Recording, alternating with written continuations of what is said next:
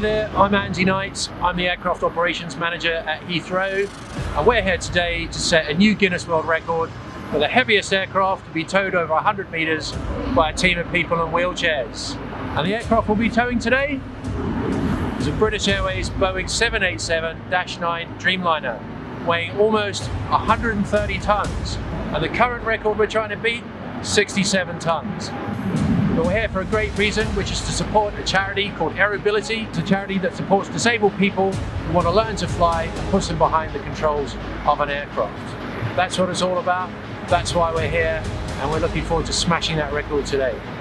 We work with Andy Knight, who's an inspirational guy to me, someone who was able-bodied and is now not. The challenges he faces, so for us to kind of live in his shoes for a little bit is quite humbling. So yeah, really amazing opportunity to be part of something this big.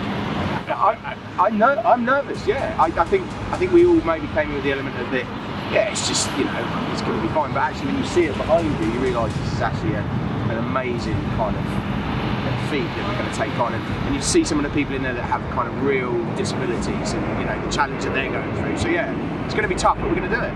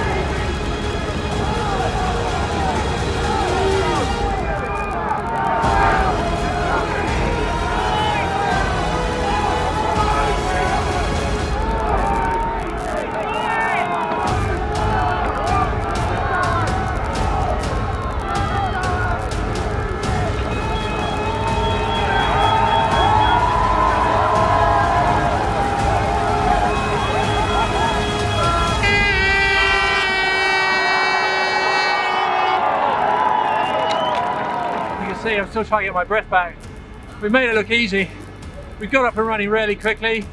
The aircraft started moving almost immediately, which is amazing. I thought we'd be struggling for a while to get it underway. But once we got underway, it was easy at first, but about a third of the way in, I started to feel the burn. And I was like, we've got to push for the line.